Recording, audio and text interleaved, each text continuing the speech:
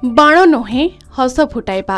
बाण किणी टंका नष्ट करिबा अपेक्षा निराश्रयଙ୍କ निकटरे दीपावली भली आलोकर पर्वरे तांक पाखरे ठिया होई साहाय्य करिबा निमंते नियारा पदक्षेप नेछि ब्रह्मपुर सबुज बाहिनी। ब्रह्मपुर उपकंठ आंबगड़ ठारे रहितिबा ओम जरा निवास रे सबुज बाहिनी पक्षरु बाण नुहे हस फुटाइबा कार्यक्रम आयोजित होईछि। एही अवसर रे ओम जरा निवास समस्त अंतेवासी को सबुज बाहिनीर सदस्यंक पत्नी व भौणी माने वृद्ध वृद्धा मानंको पूजा करी नूतन वस्त्र प्रदान करथिले। एहा परे दीपावली भली पवित्र दिन रे सेमानंक मध्यरे भक्ति भाव जागृत करिबा निमंते संगीतर कार्यक्रम होइथिला। विभिन्न भक्ति संगीतर ताले ताले वृद्ध वृद्धा माने गायबा सह नाची उठिथिले। एहा परे आज प्रदान करा जाइथिबा नूतन वस्त्र को वृद्ध वृद्धा माने परिधान करिबा परे सेमानंक निमंते मध्याह्न भोजनर व्यवस्था मध्य करिथिले सबुज बाहिनीर कर्मकर्ता। बेस आनंदर सहित मध्याह्न भोजन करथिले वृद्ध वृद्धा माने। तेबे सबुज बाहिनीर सदस्य माने बाण फुटाइबा टंकारे एभली वृद्ध वृद्धा मानंको वस्त्र और खाद्य प्रदान करथिबा बेले प्रत्येक व्यक्ति बाण फुटाई परिवेश प्रदर्शन करबा अपेक्षा असहाय लोकंको सहाय्य करबा आवश्यक बोली कहिसंती सबुज बाहिनीर सभापति।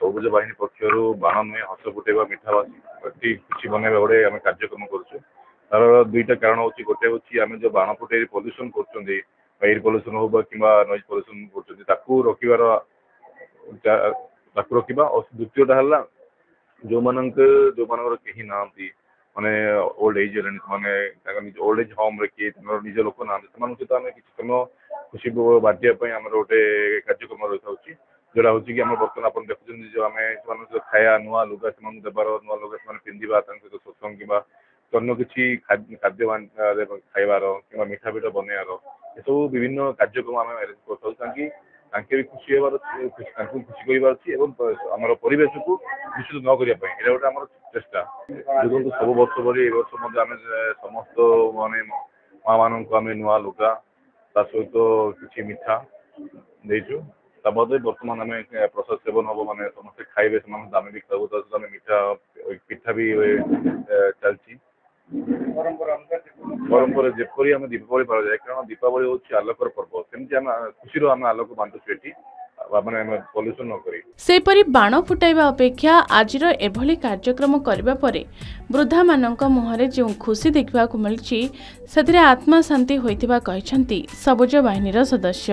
आज आसिक आम आश्रम को बापा माँ सहित मिठा खुआई मिठा हस फुटाऊँ आम आ बहुत खुशी लगला। आज एत बड़ परिवार को पाई आम मिठा देकी हस फुटेकी आनंद कर जो पदक्षेप नहीं बहुत भल पदक्षेप नहीं माने आम समाज को किसी शिखा दरकार जे बाण नुहे हस फुटाओ तो सी जो कर जो प्रयासटा बहुत भल प्रयास आमर ये अनुष्ठान हो 18 वर्ष है प्राय 24 जन खंडे रोचे खाइबा पीवा सब तक अरेंजमेंट होची। आज सबुज बाहिनी तरफ खाइबा पीवा प्लस मिठा बंटा तापर लुगापटा माने एक्चुअली बाण न फुटे जो दिवाल रे खुशी मिलवा कथा सेटा सबुज बाहिनी ग्रुप जो दौचंती सेटा स्वागत योग्य। गंजाम बरहमपुर मानस विश्वयंक रिपोर्ट के न्यूज ओडिशा।